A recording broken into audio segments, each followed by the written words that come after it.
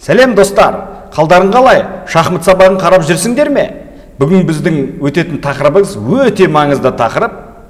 Пешечное окончание дейді. Ойынның соңында ферзьге шығу бойынша таласамыз. Соны қалай жүзеге асырамыз, сол туралы сіздерге көрсететін болам, сол туралы тесттер шешетін болам. Жақынырақ жайғасыңыздар. Менің каналымды алғаш көріп отқан көрермендерім болса, міндетті түрде астында тұрған подписаться кнопкасын басып, қоңыраушаны басып қойыңыздар. Осындай керемет сабақтарды жіберіп алмаңыздар. Сіздерге барлығы ашық түрде көрсетем. Жақынырақ жайғасып, бізбен бірге болыңыздар. Ал ендеше кеттік. Бұл позиция бойынша қарап отырмын. Менің пешкім ферзьге шыққысы келіп тұр, бірақ оған кедергі слон жасап тұр. Естеріңізде болса, пешкі шығайын деп тұрған фигура бізге кедергі жасаса, мүмкіндігінше соған шабуыл жасау керек. Менде ладья әдемі келіп тұр, сол себептен бұны ұрамын. Міне, жеді, ары қарай ферзь шығар болам. Ферзь әрқашан мықты, мынандай үш жеңіл фигурамен, егер техникалық түрде дұрыс ойнасаңыздар, жеңіл жеңіске жетуге болады. Келесі тапсырмада қараймыз, қандай мүмкіндік бар. Менде екі пешкімді көріп тұрсыздар, ферзьге шығатын мүмкіндік бар. Олар бірақ біреуі ладьясы ұстап тұр, біреуін. Бірақ осы жерде қалай жылдам ферзьге шығып кетудің жолын іздеп көрейін. Мен қарап отырмын, слоның неяқты қорғап тұр, мына жақты ладья ұстап тұр. Бірақ байқасаңыздар, олардың слоны байланып тұр. Сол себептен мен пешкіні алдыға қарай жүрем. Корольмен қашты, компьютер қулық жасады, слонын связка тәсілден босатып жатыр. Енді ладья мына жаққа баратын болса, мен жаңа екінші пешкіні қозғалтадым. Сол себептен ол ақылды жүріс жасады, бірақ мен оған қарамаймын, ладьясын, слонын көзін жоямын. Себебі енді ферзден шығу құтылу мүмкін емес. Бұл жерде енді қандай мүмкіндік бар қараларда? Жесе ферзь шығам, жеңіл жеңіске жетем. Әрине ладьяны көмекке шақырады. Бірақ мен бұл жерде ладьямды қорғау керек, ферзьді мына пешкіні қорғау керек деген мәселелерді қарамаймын. Бұл жерде ең күшті жүрістер әрине наны жеп алсам да болады, бірақ пешкіні алдыға жүретін болсам әдемірек болады. Себебі ладья екі жақты ұстау мүмкін емес. Міне осындай керемет жеңіске жетуге болады. Келесі тапсырмада қараймыз. Мұқият. Әрқашан ладья пешкінің артында тұрған кезде мүмкіндік өте зор болады. Пешкіні алдыға жүрем, ладья шабуылға жасады. Бұл жерде енді не істеуге болады? Тек қана ферзь шығарам. Ладья үш пешкіні өте жеңіл тоқтата алады. Келесі тапсырмада қараймыз. Маған шах берді. Енді сұрақ туындайды. Король менің пешкіме үлгереді. Бірақ ол на пешкіге үлгергенмен, мен на пешкісін алып алатын болсам, логикалық түрде. Бірақ менің королім жылдамырақ барады олардың короліне қарағанда. Осы үш пешкіні тоқтата аламын. Енді ойланып көрейік, қандай ход жасаған дұрыс. Әрине өзімнің пешкіме қарай қашуым керек. Одан кейін қараймын, қандай ход жасаған дұрыс. Әрине пешкіні алдыға жүрем. Жеймін. Олар жейді, қарап отырсаңыздар, енді мен корольмен шабуылды бастаймын. Оның королі еш нәрсе істей алмайды, пешкілер алдыға жүріп үлгере алмайды. Қалай тестер етіп көрсеңіздер де, бұл позиция жеңіл қараларға 2-ге 3 болғанымен, бірақ король бізде өте активный, белсенді түрін көрсетіп тұр. Сол себептен корольдарыңыз әрқашан белсенді болған кезде жеңіске жету оңай. Мысалға жай көрсете салайын, қорғады дейік, корольмен кеттік, олардың король жүреді. Мысал ретінде бананы қорғау мүмкін емес, біріншісі кетті, ары қарай шабуыл жасаймын, мына екеуінің біреуін корольді келгеннің өзінде біреуін береді, ал мына пешкі тоқтатады, менің пешкімді тоқтату мүмкін емес. Сол себептен жеңіл жеңіске жетуге болады. Ары қарай қарайық, ферзьге шықты, бізде қандай мүмкіндік бар? Енді қараймыз, бұл жерде мүмкіндік бізде әрине ферзьге шығару керек, логикалық түрде. Өйткені шығармасақ, бұл жерде қазір бізге шақтар басталып, мынаны атпен ақ тоқтата салады. Сол себептен ойлану керек. Шах беремін, король мынаны жейді. Ары қарай қалай мат қоя аламын деген сұрақ тұрады. Бірақ мына слонның кереметтілігі сонша, корольдің мына жақпен қашатын пункттердің бәрін жауып тұр. Сол себептен бұл жерде мынандай керемет мат қоюға болады. Шах береміз, артынан мат қоямыз. Міне, мына слонның жаңа айтқандай өзінің кереметтілігін жұмысын атқарып тұр. Келесі тапсырмада қараймыз. Слон былай жүрді. Менің слонымды айырбастап, шах арқылы ферзь, барлығын шах арқылы ферзь шығармақшы, бірақ біз оған жол бермейміз. Себебі әзірге ол мынаны жеп, открытый шақты қолданбақшы, ашық шақты, бірақ оның қарап отырсаңыздар, королі өте тығырықта тұр. Былайынша айтқанда, ұяшықтар жасамаған форточкалар, сол себептен біз әдемі шах береміз, жаңадан ферзь шығарып, осылай керемет мат қоямыз. Міне көрдіңіздер, өте белсенді позициялар. Көріп отырсыздар, ферзь шығарайын десем, ат көмекке келді, логикалық түрде мен ұстап отыр, бірақ жалғыз қорғаушы болғандықтан оның ойланбай көзін жоямыз. Бұл жерде бір ескеретін жайт, қарап отсаңыздар, менің пешкім әдемі, олардың да пешкісі бір мезетте шығайын деп тұр, бірақ менің пешкім шақ арқылы шығуына байланысты оның ферізін уақытша тоқтата аламыз. Ары қарай техникалық түрде жеңіске жетуге болады. Келесі позицияда қараймыз. Біз мынаны жеп отыратын уақыт жоқ. Оны жейтін болсақ, олардың ладьясы, королі белсенді орындарды алып алады позицияда, сосын бізге жағдайымыз қиындау болады, жеңіске жетеді. Сол себептен мына атқа мәселені бермей, мен алдыға қарай пешкіні шабуылға бастап кетемін. Енді қараңыздар, король қашты.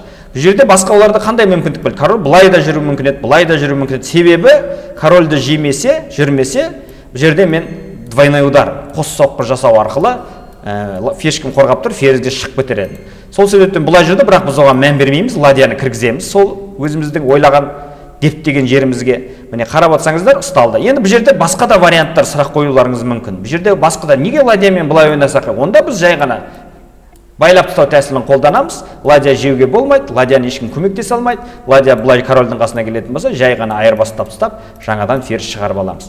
Міне бұл жерде варианттар өте көп. Король былай ойнайды, король былай ойнап, осындай ғана мүмкіндік бар оларда. Онда біз жай ғана ладьяны алып кетеміз. Енді ферзь шығарайын деп тұрмыз. Атын құтқару мүмкін емес. Бір ғана шақ бере алады, белсенді алдыға қарай шабуылды ұйымдастырамыз. Енді ферзь шығайын деп тұрмыз. Сол себептен пешкіні алуға тура келеді, бірақ біз аттың көзін жоямыз. Міне осындай керемет жеңістерге жетуге болады. Сіздерге айтпақшы айтайын дегенім ұнап отса, лайктеріңізді аямаңыздар. Ол мен үшін маңызды. Канал, Қазақ шахмат каналы алдыға ілгерілейтін болса, бізде ойыншылар көп болады. Алдыда сіздермен стрим жасап, үлкен турнирлерде өткізетін боламыз. Онда келесі тапсырмаға кеттік. Қараймыз мұқият, қараңыздар. Ат маған бұлай әдемі вилка қойып тұр, бірақ сұрақ туындайды. Менде қандай сұрақ, менде қандай шабуыл бар бұл жерде? Көріп тұрсыздар, байлап тұстау тәсілі, фигуралар санын есептеп көрейік. Оларда 3 жеңіл фигура, бізде 2 жеңіл. Негізі, бұлай қарап тұрсақ, позициямыз өте ауыр. Бір фигура жетіспейді екен, бірақ оны қайтарып алатын жол бар. Оны қалай? Егер мен пешкімен жейтін болсам, бізге не пайда алып келеді сұрақ туындайды? Ферзь жай ғана қашып кетеді, ал пешкіміз король ұстап қалады, бірақ ол бізге пайда бар ма деген сұрақ туындайды. Өйткені ферзь мына жерге келген кезде ол да контра шабуыл жасайды. Сол себептен ладьямен алған дұрыс па сұрақ туындайды. Шах, король қашады. Ары қарай не істейміз? Сұрақ туындайды. Қандай бізде мүмкіндіктер бар? Ферзімізді белсенді орынға шығаратын болсақ, бізде қандай мүмкіндік туындайды? Қараймыз. Қандай мүмкіндіктер бар? Енді ладьямен аламыз. Ферзін беруге тура келді. Енді ары қарай ферзін алып аламыз. Жерден сұрақ туындайды. Король бұлай қашса не болады деп. Жай ғана қаша берсін, бірақ біздің мынандай керемет тактика бар. Қарап отсаңыздар, сол себептен компьютер ферзді әдейілеп берді. Өйткені мүмкіндік аз болғандықтан. Себебі мына жерде мынандай ферзь F3 нүктесін жүретін болсақ, ойланып қарасаңыздар, осындай керемет қос соққы бар. Міне мат қояйын деп тұрық. Ол маттан құтылу үшін әрине F6 ғана жүре алады. Бұл жерде негізі матқа да ойнап көруге болады. Мына ладьяны алып жүруге де болады. Өте керемет позиция. Бірақ мына жерде ойланып көру керек. Егер ферзь H5 жүрсетін болсам, қалай қорғанады? Қалай мына нүктені қорғайды корольді? Сұрақ туындайды. Ферзін беруге тура келеді, ол да көмектесе алмайды. F6 ойнаса, онда ферзбен жай кіреміз. Міне осындай керемет маттық шабуылдар жасауға болады, бірақ мынандай оларда да қорғаныс бар екен. Сол себептен оның бәрін ескеру керек. Жай ғана ладьясын ала саламыз. Міне осындай керемет жеңіске жетуге болады. Ол мынаны алады. Ары қарай қараймыз, позициямызды күшейтеміз. Мына жерде енді былай қарап отсаңыздар, менде материалдық белсенділік өте көп, материалдық перевес. Сол себептен жай ғана мына жерде ат ойнаймын, ат қашады, ары қарай пешкісін жеймін. Позициям өте керемет. Жеңіл техникалық түрде жеңіске жетуге болады. Келесі тапсырмада қараймын, қандай мүмкіндік бар. Енді қараймын, қандай болар маған шабуыл жасайын деп тұр. Шах қоятын болса, мат қоя ала ма, ферзге мені жібермей жатыр. Ал менде қандай мүмкіндік бар? Сұрақ туындайды. Мен көріп тұрмын, қарсыластың мынау ладьясы, қарап отсаңыздар, ферзге шығарудың жолын іздеу керек әрқашан. Өйткені пешкілеріңіз қарқынды алдыда болатын болса, ферзге жақын жерде орналасқан болатын болса, барынша соны ферзге шығарудың жолын іздеу керек. Оны жолын іздеп көрейік. Маған тек қана ладья ғана кедергі болып тұр, королі ыңғайсыз жерде тұр. Енді шах беретін болсам, сұрақ туындайды. Король бұлай бара алмайды, өйткені бірден ферзге шығам. Король бұлай барады. Онда әдемі келіп тұр екен. Қараңыздар, шах берем, король былай жүрді, ферзьге шығып алдым, ары қарай жеңіске жеттім. Екінші вариантын қарастырайық. Шах бергеннен кейін король F4 нүктесіне жүретін болса, онда мынандай керемет сквозной удар дейді. Осындай керемет тәсілді қолданамыз. Король қайда жүрсе де ладьясын көзін жоямыз, ары қарай қорғаушысын құртқаннан кейін ферзь шығару мүмкіндігі өте зор. Бұл жерде тек қана слонды бере алады. Ең жақсы дегенде басқа не істей алады бұл жерде? Слонды берсе, ладьямен алам, ары қарай жеңіл жеңіске жетуге болады екен. Келесі тапсырмада қарап көрейік. Атты ойынға шығарып жатыр, бірақ королі өте ыңғайсыз жағдайда тұр. Сол себепті пайдалануға тырысу керек. Қараймыз. Слоным менің өте керемет тұр, қара слон. Сол себептен ладьяны лақтырамыз, осындай керемет мат қоямыз. Көріп отырсыздар, бұл жерде басқа ода қорғаныш жоқ, ладьямен жегеннен кейін корольдің қашатын жоқ, атпен жабатымызды жай ғана мат қоямыз. Сол себептен жеуге тура келді, ферзімізді жақындаттық. Барлығы мына слонның әдемі ойнауында, әдемі орналасуында, достар. Міне қараймыз келесі тапсырмада. Мынаны жеуге сұрақ туындайды, бола ма деп, олар бізге ладьямызды жеп келесі ладьяны ұтып алады, бірақ оларды қарап отырсаңыздар, 8-ші жол өте әлсіз. Слонды артында жейтін болсам, олар ладьямен жей алмайды, өйткені менің мына жерде тұрған пешкам ферзьге ұмтылады. Сол себептен соның арқасында мен алдыға қарай ұмтылам. Берем, 2 ладьяны беруге дайынмын. Олар жейді әрине, басқа амал жоқ. Осы жерде ферзьді осындай керемет тактика жасаймыз. Жеуге мүмкіндік жоқ. Мат шығады, екінші ферзь шығарам. Ал ладьяны қорғау керек. Кез келген жерге қоюға болмайды, себебі мынандай шақта. Ладьяны бір-ақ жолы бар, бірақ ол кезде ешкім көмектесе алмайды, ферзьді жай ғана алып келем. Ал ладья жалғыз өзі қалды, форточка жасау керек, король көмекке келе алмайды. Міне бұл жерде жағдайлар өте ауыр. Келесі тапсырмада қарап көрем, қандай мүмкіндік бар. Слоным әдемі шабуылда, егер алдыға қарай жүретін болсам, ладья қай жерге бара алады? Бұлайынша жай ғана жүрістері жоқ, бірақ қана ладьяны мына жерге немесе мына жерге ғана келе алады, бірақ келесі жүрісте слонды алып барам. Сонда мына ладьяны қалай құтқарады деген сұрақ туындайды. Әрине пешканы алдыға жүрем. Енді ары қарай тек қана слонмен шабуыл дейін бастырамыз. Ладьясын беруге тура келді. Міне, белсенділікті танытып жатырмын. Келесі тапсырмада қараймыз, қандай мүмкіндік бар. Король бұрышта қалғандықтан жай ғана пешканы қолданамыз, шах арқылы ары қарай ферзьмен мат береді екенбіз. Керемет болып жатыр. Мына жерде қараймыз. Король қателік жіберді, пешкіні жеу керек еді. Енді бұл жерде қалай жеңіске жетуге болады? Өйткені бұндай кезде слон екі пешкіні қорғау өте қиын. Слон өте әлсіз фигура. Егер екі сіздің пешкілеріңіз жан жақтан ферзьге шабуыл жасайтын болса, оның жағдайы ауыр болады. Сол себептен мүмкіндікті қазір мынаны тоқтатудың слон ғана мүмкіндігі бар. Сол себептен барынша пешкіні қозғалтамыз. Король жеді, бірақ екінші пешкіні тоқтата алмайды.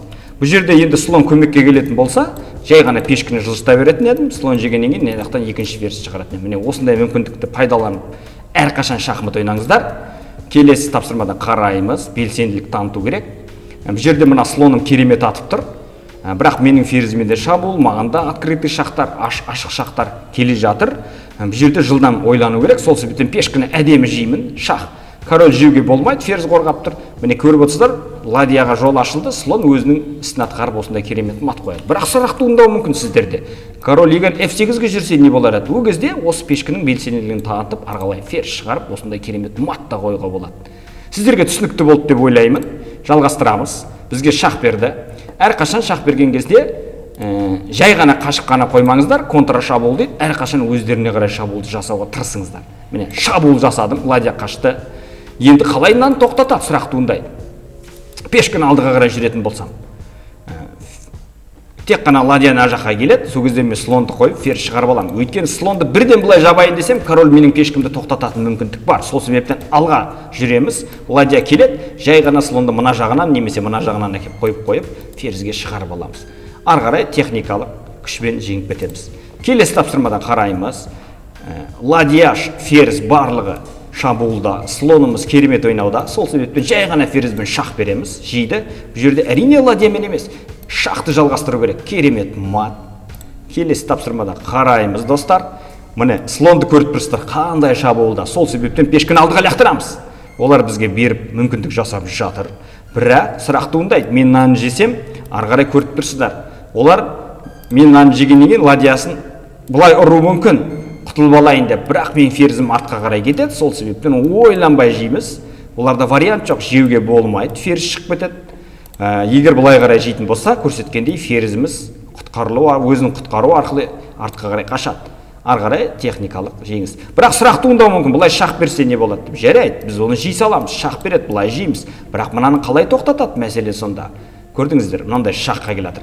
Жай ғана корольмен былай келу мүмкін көмекке. Бірақ біз әдемі тактика жасаймыз. Шақ береміз осындай. Жейді, и мынандай слонмен әдемі шақ береміз. Қараңыздар. Құтқару мүмкін емес. Король қашса, ферзь шығады. Жапса, бәрібір ферзь шығып кетеді. Міне осындай керемет тактика қолдануға болады. Немесе бұл жерде мен сіздерге әдемілік приемды көрсетіп жатырмын. Өте әдемі приемды беру арқылы. Бірақ негізі жай ғана шақ бере салсақ та жеңіске жетуге болады мынандай да тәсілмен. Бірақ әдемілік, шедевр жасап ойнасаңыздар, сіздердің ойындарыңыз өте әдемі болады. Келесі тапсырмада қараймыз. Ладья біздің пешкімізді тоқтатуға барын салуда, сол себептен король ыңғайсыз жерде орналасуына байланысты біз отвлечение дейді, назарын аударамыз ладьяның, шақ береміз. Жейді, бірақ біз ферзь шығарып үлгереміз. Міне осындай керемет есептер шығаруға болады. Қараймыз. Король ыңғайсыз жерде тұр, шақ берген кезде былай қашты. Негізі былай қашу керек еді. Қателік жіберді, соны пайдаланамыз. Айырбасқа қоямыз. Бізге жеді, ферзь шығарып аламыз. Бұл жерде қандай мүмкіндік болуы мүмкін оларда? Қазір ладьясын жейін деп тұрмын. Қорғану мүмкін емес. Бір жағынан ферзь шығарайын деп тұрмын. Слонмен көмектесейін десе, ладьясымен ферзь шығып кетемін. Ал ладьясында тегін жейін деп тұрмын. Ферзьде шығайын деп тұрмын. Бұл жерден құтылу мүмкін емес. Сол себептен маған былай жеді, ферзь шықтым, ары қарай жай ғана ладьясын жеп, техникалық күшпен жеңіп кетеміз. Ары қарай қараймыз, қандай мүмкіндік бар. Король бізде байлап тұр. Артында ладья тұр. Сол себептен корольдің назарын бұндай кезде аудару керек. Мына пешкіні қалай да ферзьге шығарудың жолын іздеу керек. Сол себептен ферзьді лақтырамыз. Жаңадан ферзь шығарып алып, осындай керемет мат қойып кетеді екенбіз. Келесі тапсырмада қараймыз. Бізге ладьяны беріп жатыр. Назарымызды аударғанымызды қалайды. Бірақ мынандай матты бар екенін ұмытып кеткен сияқты компьютер. Келесі тапсырмада қараймыз. Мынаны жеп отыратын уақыт жоқ бізде шабуылды іздестіріп көру керек. Жерде не істеуге болады сұрақ туындайды. Егер мынаны шақ арқылы жейтін болсам, одан кейін мынаны жеп алатын болсам, негізі позициям өте керемет. Бірақ қандай да мүмкін тактика бар шығар, іздеп көру керек. Атты жіберуге болмайды, сол себептен шақ арқылы жеп алу керек. Әрине одан кейін слон жейміз. Міне осындай керемет. Екі слон әлде қайда мықты ладьядан. Сол себептен осындай тактикаға баруға болады. Енді сұрақ туындайды. Қазір маған шақ арқылы ферзьге шығарайын деп жатыр. Бізде қандай мүмкіндік бар? Сұрақ туындайды. Біздің де пешкі ферзьге кетіп баратыр. Бірақ бізге шақ беретін болса, мен корольмен былай жүретін болсам, шақ беретін болса, корольмен былай жүретін болсам, шақ арқылы барлығы шығып кетейін деп тұр. Енді бұл жерде ойлану керек. Бәлкім шақ беріп көрермін. Ары қарай пешкіні жүрермін. Қандай басқа бізде мүмкіндік бар? Так, ол шақ берген кезде міндетті түрде корольмен бірақ былай ғана жүреді. Ары қарай пешкімді қозғалтады екенмін. Міне осындай керемет жеңіске жетуге болады. Шақ, мына өйткені жалғыз өзі пешкі көмектесе алмайды. Менің пешкім жылдам, сол себептен олар ладьямен тоқтату керек. Мынандай шақтан пайда жоқ. Өйткені корольді алып келетін болса шақ беріп, ладьямды шақ беру арқылы ферзьге шығып кетем. Маған ешқандай маттың қаупі жоқ. Сол себептен олар мысалға көрейік, корольмен былай жүрсе ферзь шығаруға болмайды, мат болады. Онда жай ғана шақ берем. Король былай қарай менің ладьяма шабуыл жасай алмайды бұл жерде. Былай қарай кету мүмкін, онда жай ғана ферзь шығара салам, оның шақынан пайда жоқ, ладьясы тоқтатып тұр, көріп отырсыздар. Ал мына жаққа қарай корольмен мына жерге былай қарай бара алмайды, шақпен шығады. Сол шабуыл жасағанмен мен жай ғана бұл жерде де ферзь шығара салам. Мынаны жесе, мынандай жесе. Жемесе, мен қазір жай ғана ферзьбен линейный мат қоюға тырысам, сол себептен шақтан пайда жоқ, пешкін жейм, былай жеп атса, осындай керемет тактиканы қолдансаңыздар болады екен. Сквозной удар тәсілін қолданып, ладьясын алып, арғалай техникалық түрде жеңіске жете алады екенбіз. Қараймыз, қалай жеңіске жетуге болады. Мыналардың пешкісі қауіпті, менің королімді әзірге байлап тұр, ұзаққа бара алмаймын. Енді бұл жерде белсенділік таныту керек. Пешкін алдыға жүретін болсам, қалай тоқтатады деген сұрақ туындайды. Былайынша қарап отырсаңыздар, пешкін алдыға жүретін болсам, слон мына екі жерге келу керек. Менің мына жерге келетін пешкін тоқтату үшін оның екеуінде ат ұстап тұр. Сол себепті менің пешкімді тоқтату мүмкін емес. Алдыға кеттік жай ғана, кете береміз, тоқтату мүмкін емес. Қараймыз, ферзіміз өте белсенді ойнауда. Ладья мына жақта, егер мен былай шақ беретін болсам, сұрақ туындайды. Король қайда қашады? Корольмен алып атса, ладьямен алуға болмайды. Бірден айтайын, ладьясын шешіп кетемін. Сол себептен ойланбай шақ беру керек. Ладьямен алды, міне осындай керемет ладьясын ұтып алдық. Бірақ сұрақ туындайды. Корольмен алса не болады деп. Онда мынандай керемет мат болады екен. Себебі атпен жауып тұр, пешкі қорғауда осындай белсенділік танытып көреміз. Так, достар, ең соңғы есеп шығарамыз, қараймыз, мұқият ойланып көріңіздер, паузаға басыңыздар. Бұнда қандай тактика шығаруға болады? Көріп тұрсыздар, алыстан атып тұр, король былай қашады, ары қарай мат бар ма деген сұрақ туындайды. Әрине, пешкі мен ферзь шабуылда болған кезде әрқашан өте мүмкіндік көп болады. Сол себептен ойланбай кіру керек, шақ беру керек, пешкіні алдыға жүру керек. Енді қарап отырсаңыздар, менде қос ферзь пайда болып, барлығы шақ арқылы жасалады. Сол себептен жеңіске жету көреді, жеңіл.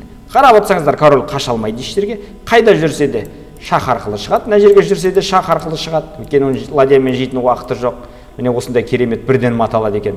Сондықтан король мына жерге жүрсе, ол жерде де мат алмағанмен екі ферзьбен жеңіске жетуге болады екен.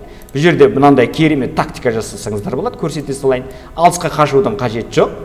Міне байланып тұрған кезде ферзьді дәл қасынан қоямыз, шақта, король бір-ақ жүрісі бар, и осындай керемет линейный мат қоямыз. Жабады, жай ғана мат қоямыз. Міне осындай техникаларды да біліп алыңыздар. Басқаша қалай жерде қорғану мүмкін сұрақ туындайды. Король егер бұлай қарашатын болса, жеңілісті көрсеттім, бұлай қашса не істейді деген сұрақ туындайды. Онда жай ғана открытый шақ береміз. Жабуға болмайды, корольде бір-ақ жүріс бар. Ары қарай бұл жерде маған ешқандай шақ жоқ, қауіп жоқ, қорқатын еш нәрсе жоқ. Сол себептен жай ғана негізі ферзьді айырбастап алсақ та болады. Мынандай әдемі техникалық жеңіспен ақ ұтып кетеміз. Немесе мына жерде ладьяны жеп, бірақ абайлау керек. Тегін ладьяны жеп, келесі хоттарда уже бізден маттардан құтылу мүмкін емес, бірақ ол бізге мат қойып кетпесін, абайлаңыздар. Бір ғана шақы бар, мен оны көрдім, корольмен қашам, ары қарай шақ жоқ екенін көрдім. Сол себептен ладьясын жеп алдым.